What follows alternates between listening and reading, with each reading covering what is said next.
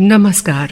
लंका कांड में अभी तक आपने सुना कि राम और रावण की सेनाएं आपस में युद्ध कर रही हैं। घोर युद्ध हो रहा है जिसमें रावण के बहुत से वीर सेनापति मारे गए हैं। रावण के मुख्य सेनापति प्रहस्त के मारे जाने के बाद रावण ने स्वयं युद्ध में जाने का निश्चय किया। अब आगे की कथा।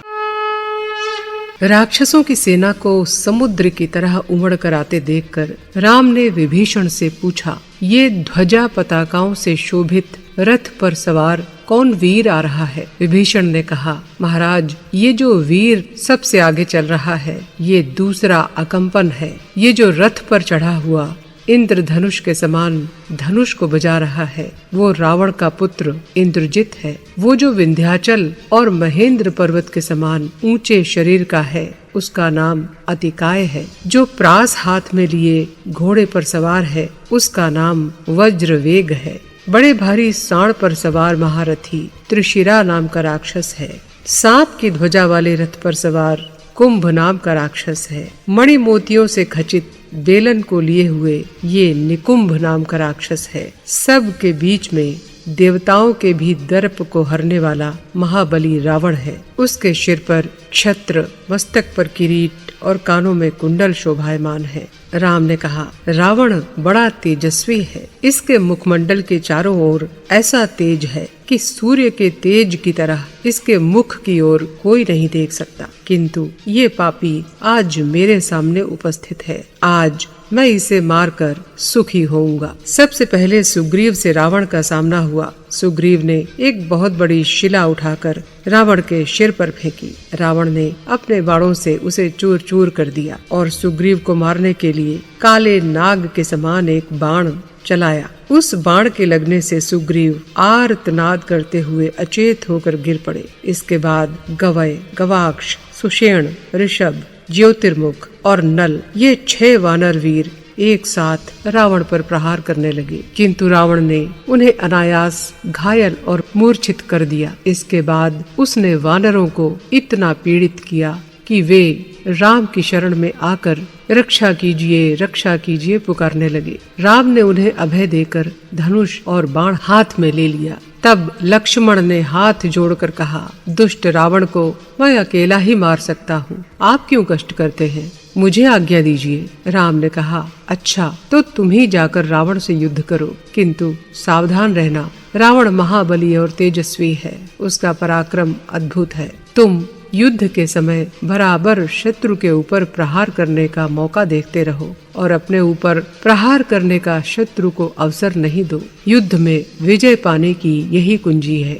वीर लक्ष्मण राम से गले मिलकर युद्ध के लिए चल पड़े। थोड़ी ही दूर पर रावण वानर सेना को छिन्न भिन्न कर रहा था। ये देखकर हनुमान बड़े वेग से दौड़कर उसके रथ के पास पहुँचे और डांट कर बोले, रे दुष्ट, तू ब्रह्मा के वरदान से देवता, दानव, यक्ष और राक्षसों के हाथ से नहीं मारा जा सकता। केवल वानरों और मनुष्यों से ही तुझे भय है। आज मैं एक ही तमाचे से तेरा अंत कर दूंगा। रावण हनुमान के वचन सुनकर बोला, वानर, तू अपनी इच्छा पूरी कर ले। पहले तू प्रहार कर, उसके बाद तो तुझे प्रहार करने का अवसर ही नहीं मिलेगा। पहले मैं तेरे बल वीर की परीक्षा कर पीछे तेरा वध करूंगा।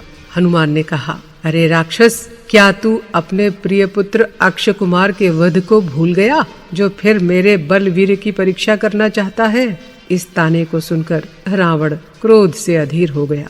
रावण ने हनुमान की छाती में कसकर एक ऐसा घूंसा मारा जिससे वो कांप उठे, किंतु क्षण भर में ही स्वस्थ होकर हनुमान ने भी रावण के ऊपर प्रहार किया। इसके बाद रावण ने हनुमान को अपने प्रहार से मूर्छित कर दिया। उसके बाद नील के ऊपर आक्रमण किया।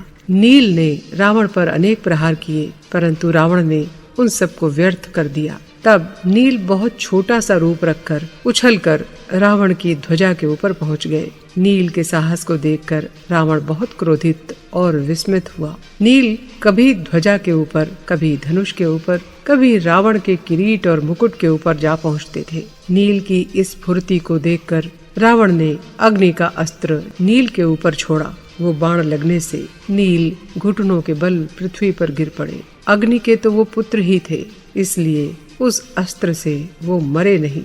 नील को मूर्छित करके रावण लक्ष्मण की ओर बढ़ा। दोनों वीर युद्ध करने लगे। रावण ने लक्ष्मण के ऊपर जितने बाण चलाए, लक्ष्मण ने उन सब को फुर्ती से काट दिया। लक्ष्मण ने भी तीक्ष्ण अर्धचंद्र बाणों से रावण को घायल किया और उसके छक्के छुड़ा दिए। तब रावण ने एक वज्र तुल्य बाण लक्ष्मण के मस्तक पर मारा।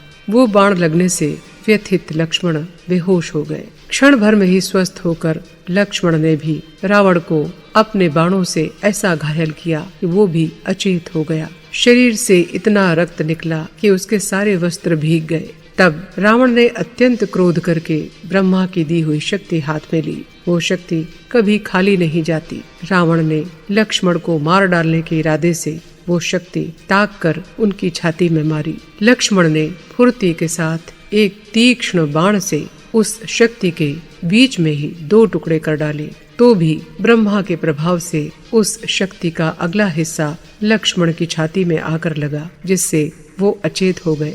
राक्षस रावण स्वयं लक्ष्मण के प्रहारों से उस समय विह्वल हो रहा था। तब भी लक्ष्मण को लंका में ले जाने के विचार से वो दौड़कर उनके पास आया और उन्हें उठाने की चेष्टा करने लगा। किंतु जिस पराक्रमी वीर ने कैलाश पर्वत को उठा लिया था, वो लक्ष्मण को 1 अंगुल भी पृथ्वी से नहीं उठा सका। लक्ष्मण विष्णु का अंश और उन शेषनाग के अवतार थे जो संपूर्ण पृथ्वी मंडल को अपने सिर पर एक सरसों के समान धारण किए हुए हैं। रावण के इरादे को जानकर हनुमान वेग से दौड़कर वहां आए और बड़े जोर से एक घूंसा रावण की छाती में मारा, जिससे रावण के मुख और नाक से रक्त निकलने लगा। आंखों के सामने अंधेरा छा गया और वो रथ के ऊपर निश्चेष्ट बैठ गया। इसके बाद हनुमान ने लक्ष्मण जी को दोनों हाथों से सहज ही में उठा लिया और राम के निकट ले आए। लक्ष्मण को यद्यपि शत्रु हिला नहीं सकते थे, किंतु हनुमान उनके सखा और भक्त थे, इसलिए उनके लिए वे हल्के हो गए। वो शक्ति लक्ष्मण को छोड़कर रावण के रथ में फिर आ गई। रावण भी स्वस्थ होकर धनुष बाण लेकर युद्ध के लिए प्रस्तुत हुआ। तब हनुमान ने राम से कहा, मेरी पीठ पर बैठकर आप इस राक्षस से युद्ध कीजिए, जैसे गरुड़ की पीठ पर बैठकर भगवान विष्णु राक्षसों से युद्ध करते हैं। तब राम हनुमान के कंधे पर सवार होकर रावण के सम्मुख उपस्थित हुए और बोले, अरे दुष्ट राक्षस, मेरा अप्रिय करके अब तू किसी तरह नहीं बच सकता। रावण ने मुख से कुछ न कहकर हनुमान के शरीर में अनेक तीक्ष्ण बाण मारे और राम को भी घायल कर दिया। हनुमान को घायल देखकर राम क्रोधित हो गए और उन्होंने अपने बाणों से रावण के रथ के टुकड़े टुकड़े कर दिए और रावण के सारथी तथा घोड़ों को भी मार दिया। इसके बाद वज्र के समान एक बाण धनुष पर चढ़ाकर रावण की छाती पर मारा। जो रावण इंद्र का वज्र लगने से भी तनिक भी विचलित नहीं हुआ था, वो राम के बाण से अत्यंत पीड़ित और विकल होकर अचेत सा हो गया और उसके हाथ से धनुष छूटकर गिर गया। तब राम ने एक तीखा बाण रावण के मुकुट पर मार दिया, जिससे वो अस्त हो रहे सूर्य के समान प्रतीत हुआ। राम ने उससे कहा, राक्षस, तू थक गया है, तेरे सब वीर मारे जा चुके हैं, इसलिए मैं तुझे इस समय नहीं मारता। जा लंका में रात भर विश्राम करके कल फिर रणभूमि में आकर मेरे बल को देखना। रावण का घमंड चूर चूर हो गया, उत्साह भी मर गया। वो सहसा लंका की ओर अपनी सेना सहित लौट आया। राम के बाणों का भय जिसे समा गया था, ऐसा रावण उदास होकर लंका पहुंचा और सभा के स्वर्ण सिंहासन पर बैठकर अपने मंत्रियों से बोला, मेरा प्रताप इंद्र के समान है, किंतु आज मैं एक साधारण मनुष्य से हार गया। इससे मुझे जान पड़ता है कि मैंने जो घोर तपस्या की थी वो सब व्यर्थ है। पहले मैंने गर्व के मारे मनुष्य के हाथ से अवध्य होने का वरदान ब्रह्मा से नहीं मांगा था, उसी भूल का ये फल है। पहले दिग्विजय के समय इक्ष्वाकु वंशी राजा अनरण्य ने मरते समय मुझे ये शाप दिया था कि अरे कुलकलंक, तूने मुझे मारा है, किंतु मेरे वंश में एक पुरुष जन्म लेगा, वो तेरा और तेरे सारे वंश का नाश करेगा। ये राम उसी वंश में पैदा हुआ है और इसी से ये शाप सत्य सिद्ध होगा। मैंने पहले एक बार तपस्या कर रही वेदवती के ऊपर बल प्रयोग किया था। उसने भी तत्काल चिता में बैठकर स्वयं को जला लिया और कुपित होकर मुझे मरने का शाप दिया था। जान पड़ता है वो वेदवती ही सीता के रूप में प्रकट हुई है। इनके अतिरिक्त पार्वती ने, नंदीश्वर ने, वरुण की कन्या पुंजक स्थली और रंभा अप्सरा ने भी मुझे शाप दिए थे। वे सफल होते देख पड़ रहे हैं, पर मैं हार नहीं मानूंगा। यत्न करने से होनी भी टाली जा सकती है। लंका के द्वार, दीवारें और किले और अधिक सुरक्षित कर दिए जाएं। महावीर कुंभकर्ण घोर निद्रा में सो रहा है, उसे जाकर अभी जगाओ। वो ब्रह्म शाप से 6 महीने सोता है। आज से 9 दिन पहले जब मैंने मंत्रियों से सलाह की थी, उसके बाद कुंभकर्ण सोया था। जिस तरह भी हो उसे जगाओ। रावण की आज्ञा पाकर राक्षस लोग तमाम तरह की खाने की चीजें, चंदन, माला इत्यादि लेकर कुंभकर्ण के भवन में उपस्थित हुए। वो भवन एक पहाड़ी खोह के समान बना हुआ था। चारों ओर 4 कोस तक लंबा चौड़ा था। प्रवेश करते समय कुंभकर्ण की सांस की हवा लगने से वे राक्षस आंधी में पत्ते की तरह उड़कर बाहर गिर पड़े। वे फिर उठकर उस हवा से बचते हुए कुंभकर्ण के पास पहुँचे। उन्होंने कुंभकर्ण के पास पशु पक्षियों के मांस का ढेर लगा दिया, शरीर में शीतल चंदन का लेप किया और धूप की सुगंध फैलाई। कुछ राक्षस उसकी स्तुति करने लगे, कुछ बादल की तरह गरज गरज कर उसे जगाने लगे, कुछ शंख बजाने लगे, कुछ उसके शरीर को पकड़कर हिलाने लगे। लेकिन कुंभकर्ण की निद्रा दूर नहीं हुई। तब 1000 हाथियों को उसके शरीर पर दौड़ाया गया। अब कुंभकर्ण ने आंखें खोली। जम्हाई लेता हुआ कुंभकर्ण उठ बैठा। राक्षसों ने भोजन की सामग्री और मांस का ढेर उसे दिखा दिया। कुंभकर्ण वो पर्वताकार भोजन सामग्री क्षण भर में चट कर गया और सैकड़ों घड़े रुधिर मद्य पीकर उसने अपनी प्यास बुझाई। इसके बाद कुंभकर्ण ने राक्षसों से पूछा, तुमने मुझे असमय क्यों जगाया? महाराज रावण कुशल से तो है, जान पड़ता है किसी शत्रु ने भय उपस्थित किया है, इसीलिए तुमने मुझे जगाया है। कोई चिंता नहीं, मैं अभी रावण की शंका दूर किए देता हूँ। तब यूपाक्ष नाम के राक्षस ने हाथ जोड़कर कहा, आपका विचार ठीक है। राम लंका पर चढ़ आए हैं, अनेक मुख्य राक्षस मारे जा चुके हैं। अब आप ही रावण को इस भय से मुक्त कर सकते हैं। कुंभकर्ण वहां से उठकर अपने भाई के पास चला। वो इतना ऊंचा था कि समर भूमि में वानरों ने उसे देखा और भयभीत होकर इधर उधर भागने लगे। राम के पास पहुंचकर पाही पुकारने लगे। राम ने कुंभकर्ण को देखकर विभीषण से पूछा, विभीषण, ये वीर कौन है जिसे देखकर वानर इतने भयभीत हैं? मैंने तो इतना बड़ा और ऐसा जीव कभी नहीं देखा। तब विभीषण ने कहा, राघव, ये महर्षि विश्रवा का पुत्र और रावण का भाई महाप्रतापी कुंभकर्ण है। किसी राक्षस का बल और शरीर इसके समान नहीं। जब ये त्रिशूल हाथ में लेकर महारुद्र के समान समर में खड़ा होता है तो यमराज और इंद्र भी इसका सामना नहीं कर सकते। कुंभकर्ण ने जन्म लेते ही असंख्य सृष्टि के जीवों को खाना शुरू कर दिया। ये देखकर सब लोग डर गए और इंद्र की शरण में गए। इंद्र ने क्रोधित होकर कुंभकर्ण के ऊपर वज्र चलाया। कुंभकर्ण इतने क्रोधित हो गए कि उसने ऐरावत हाथी के दांत खींच लिए और उनसे इंद्र की छाती पर प्रहार किया। इंद्र घबराकर ब्रह्मा के पास चले गए और कहा, यदि कुंभकर्ण इसी तरह सबको खाता रहा तो तीनों लोग शून्य हो जाएंगे। तब ब्रह्मा ने इसे सदा सोते रहने का श्राप दिया। रावण ने घबराकर ब्रह्मा से प्रार्थना की कि भगवान, ये आपका पौत्र है। मनुष्य भी जिस वृक्ष को लगाते हैं उसे नहीं काटते। आपका शाप निष्फल तो नहीं हो सकता, इसलिए आप इसके सोने और जागने का समय निश्चित कर दीजिए। ब्रह्मा ने कहा, रावण, ये वीर 6 महीने सोएगा और केवल 1 दिन जागेगा। हे राघव, तब से ये 6 महीने सोता और 1 दिन जागता है। इस समय आपके पराक्रम से डरकर रावण ने इसे असमय जगाया है। ये वानर इसका सामना नहीं कर सकते। आप या लक्ष्मण ही इसका वध कर सकते हैं। इस समय वानरों में ये प्रचार करवा दीजिए कि ये कोई राक्षस नहीं, यंत्र है जो लंकापुरी में उठाया गया है। इधर लंका में राह में राक्षस और राक्षसियां कुंभकर्ण के ऊपर फूलों की वर्षा करने लगी। अपने पैरों से पृथ्वी को कंपाता हुआ कुंभकर्ण रावण के पास पहुंचा। रावण ने उसे गले लगा लिया। तब कुंभकर्ण ने रावण से पूछा, आपने मुझे क्यों जगाया है?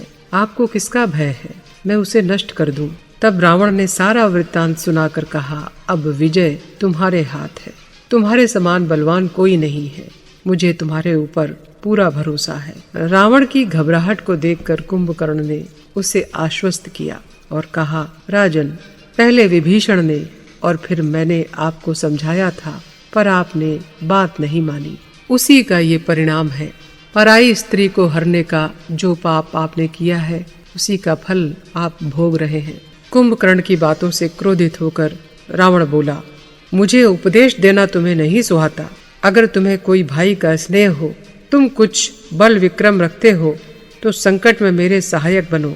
जो विपत्ति में सहायता करते हैं वही बंधु हैं। रावण की दशा देखकर कुंभकर्ण के मन में भाई का स्नेह उमड़ आया। उसने कहा, महाराज, आपके हित की बात कहना और करना मेरा कर्तव्य अवश्य है। इसी से मैंने ये सब नीति की बातें कही।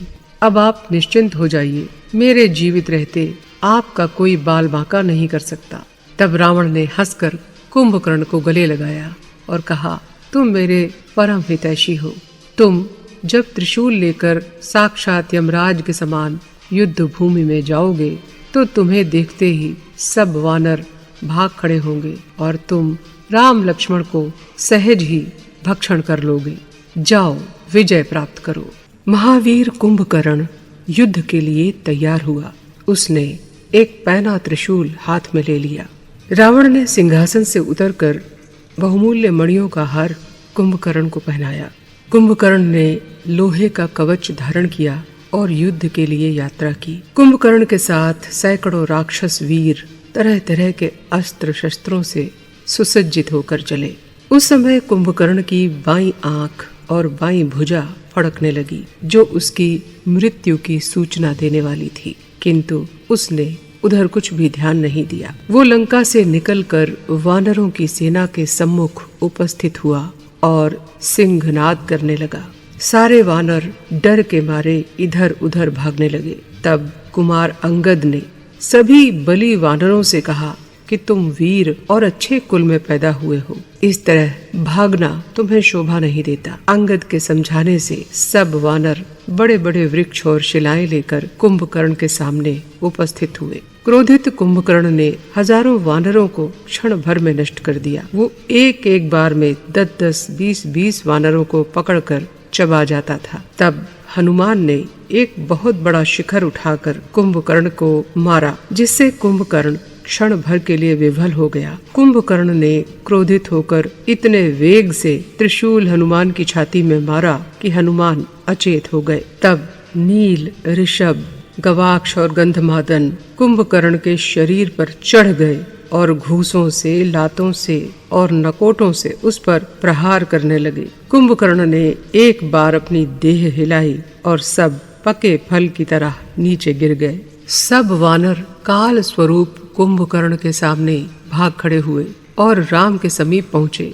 इधर अंगद के ऊपर कुंभकर्ण ने अपना त्रिशूल चलाया। अंगद उसे बचा गए और कुंभकर्ण की छाती में बड़े जोर से घूंसे मारे। कुंभकर्ण ने सुग्रीव को मारने के लिए उनको ताक कर अपना त्रिशूल चलाया। स्वामी भक्त हनुमान ने सुग्रीव के प्राणों पर संकट देखकर बीच ही में उछलकर उस त्रिशूल को पकड़ लिया और दोनों घुटनों पर रखकर उसे बीच से तोड़ डाला। तब कुंभकर्ण ने एक बड़ी शिला उखाड़कर सुग्रीव को मारी, जिससे वे मूर्छित हो गए। कुंभकर्ण ने अचेत सुग्रीव को उठा लिया और लंका की ओर चला। पहले हनुमान ने सोचा कुंभकर्ण से लड़कर सुग्रीव को छुड़ा लिया जाए। फिर उन्होंने विचारा कि इससे सुग्रीव कुपित होंगे, क्योंकि इससे उनके यश की हानि होगी। सुग्रीव में स्वयं इतना बल और पराक्रम है कि वो अपनी रक्षा कर सकते हैं।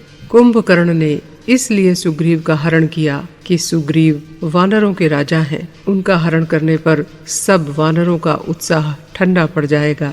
लंकापुरी के मार्ग में जब कुंभकर्ण पहुंचा तब वहां की ठंडी हवा और चंदन के छिड़काव से सुग्रीव स्वस्थ हो गए और उन्हें होश आ गया। सुग्रीव ने कुंभकर्ण की नाक अपने दांतों से काट ली और उसे बहुत पीड़ा पहुंचाई। क्रोधित कुंभकर्ण ने सुग्रीव को पृथ्वी पर पटक दिया और ऊपर से उन्हें रगड़ने लगा। अन्य राक्षस भी सुग्रीव पर प्रहार करने लगे। अवसर पाकर सुग्रीव छलांग मारकर राम के सामने उपस्थित हो गए। तब कुंभकर्ण फिर लौटकर युद्ध भूमि में आ गया। वो बड़े वेग से दौड़कर वानरों को पकड़ने और भक्षण करने लगा। तब लक्ष्मण ने क्रोधित होकर उसके 7 बाण मारे। लक्ष्मण के पराक्रम को देखकर कुंभकर्ण ने कहा, हे वीर, मैंने सहज ही में यमराज को भी परास्त कर दिया है, किंतु तुम निर्भय होकर मेरे सामने खड़े हो और इस प्रकार युद्ध कर रहे हो, इसलिए प्रशंसा के पात्र हो।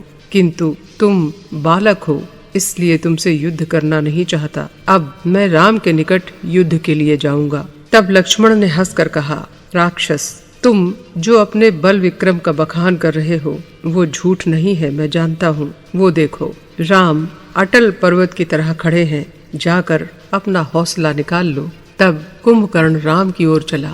राम ने ऐसे तीक्ष्ण बाण मारे कि कुंभकर्ण के हाथ से त्रिशूल गिर गया। कुंभकर्ण ने एक बड़ी भारी शिला उठाकर राम के ऊपर फेंकी। राम ने उस शिला के टुकड़े टुकड़े कर दिए। उसके बाद जिस बाण से उन्होंने 7 ताड़ के वृक्ष एक साथ बेधे थे और बाली जैसे महावीर को मारा था, वो बाण धनुष पर चढ़ाया और उसे वायु के मंत्र से अभिमंत्रित करके उससे कुंभकर्ण का दाहिना हाथ काट डाला। तब कुंभकर्ण घोर चीत्कार करके उस पर्वत के समान जिसका शिखर टूटकर गिर पड़ा हो, बाएं हाथ से एक ताड़ का बड़ा वृक्ष उखाड़कर राम की ओर दौड़ा। राम ने इंद्र का अस्त्र एक बाण में अभिमंत्रित करके कुंभकर्ण की बाईं भुजा भी काट डाली। तब कुंभकर्ण मुंह फैलाकर राम को लील लेने के इरादे से दौड़ा।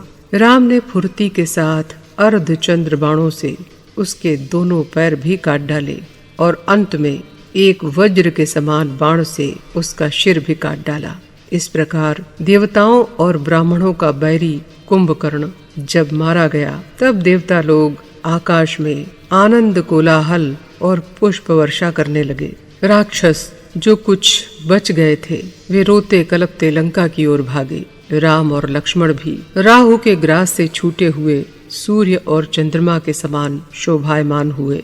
उधर जब रावण ने सुना कि कुंभकर्ण मारा गया, तब वो शोक के मारे अचेत होकर पृथ्वी पर गिर पड़ा। रावण के भतीजे देवांतक, नरांतक, त्रिशिरा और अतिकाय तथा वैमात्रेय भाई महोदर और महापार्श्व भी दुखी होकर आंसू बहाने लगे। थोड़ी देर में रावण को होश आया और वो कुंभकर्ण के बल और विक्रम का उल्लेख करके विलाप करने लगा। अंत में उसने कहा, जब कुंभकर्ण ही नहीं रहा तो आज मैं जी कर क्या करूँगा। अगर मैं भाई का वध करने वाले राम का वध न कर सका तो मेरी मृत्यु ही अच्छी। रावण के सिर पर मृत्यु सवार थी, इसलिए उसमें इतनी समझ भी नहीं रही कि जिन राम ने कुंभकर्ण जैसे बलि को मार डाला उनके आगे और राक्षसों की क्या बिसात है।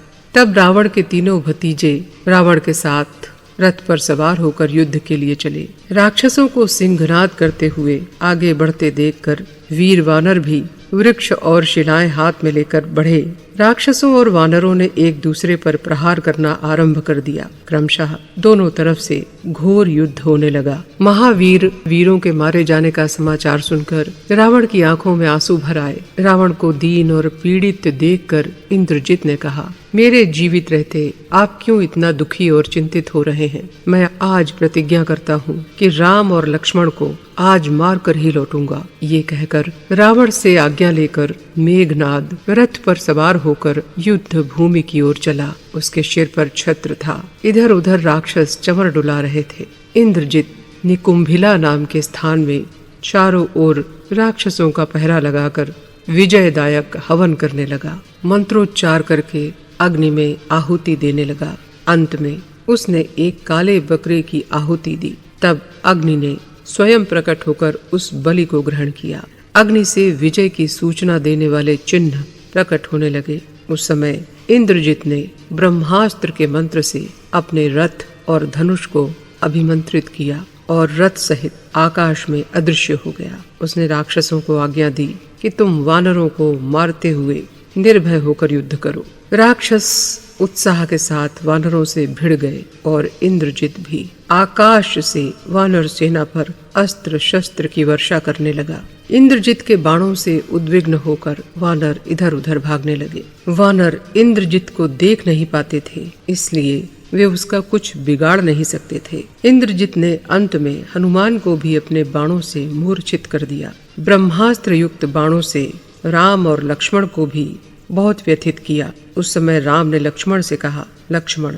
ये महाबली राक्षस ब्रह्मास्त्र का सहारा लेकर ऐसा अद्भुत कार्य कर रहा है। ये सामने प्रकट नहीं है, इसलिए इसे मारना इस समय असंभव है। भगवान ब्रह्मा के अस्त्र का प्रभाव हमें मानना ही पड़ेगा। हम दोनों भाई जब युद्ध छोड़कर अचेत से होकर गिर पड़ेंगे, तब ये अपनी विजय समझकर लौट जाएगा। उसके बाद फिर जब ये आएगा तब इसे मारने का उद्योग किया जाएगा। ये कहकर राम और लक्ष्मण दोनों इंद्रजित के बाणों से घायल होने लगे और अंत में निश्चेष्ट होकर पृथ्वी पर गिर पड़े। इंद्रजित अपनी विजय समझकर सिंहनाद करता हुआ लंका को लौट गया और रावण को सारा वृत्तांत कह सुनाया। लंका कांड में आज की कथा यहीं तक। आगे की कथा के लिए कीजिए इंतजार। तब तक के लिए नमस्कार।